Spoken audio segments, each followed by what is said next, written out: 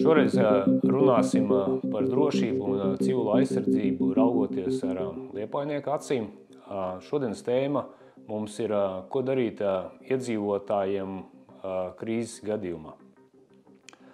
Ja šāda krīze notiksies, tā visdrīzāk nenotiksies vienā mirklī, līdzīgi kā Ukrainā, kaut kāds sagatavošanās periods noteikti būs, un mūsu valdība, dienesti, pašvaldība par šo informēs iedzīvotājus.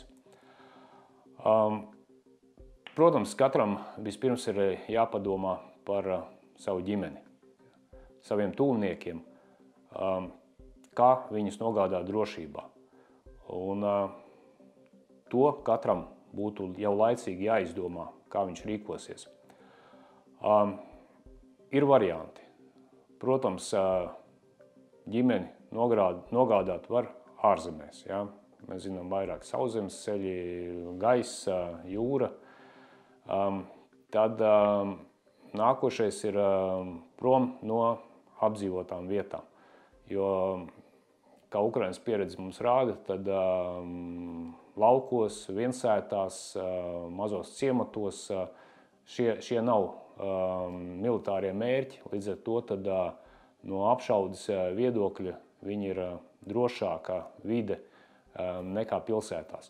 Ja jums tomēr nav iespēja patvērties ārpus pilsētas, tad vienmēr pilsētās ir jāmeklē patvērtnes, kuras tiks iekārtotas tuvākā laikā.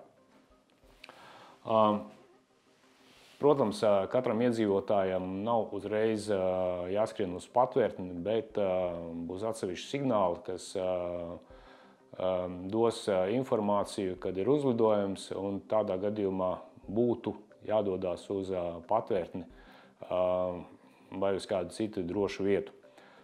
Attiecībā uz vīriešu kārtas pārstāvjiem vecumā no 18 līdz 60 gadiem, tiem tomēr būtu jāpadomā par valsts aizsardzību, vienā vai citā veidā piedalīties tajā.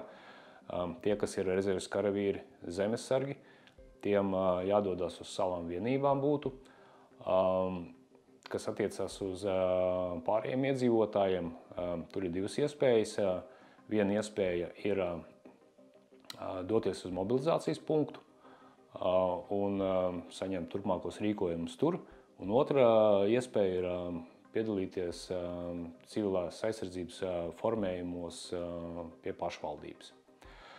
Un katram iedzīvotājam, protams, jāpadomā ir par savu ekipējumu, jeb to saucamo 72 stundu somu.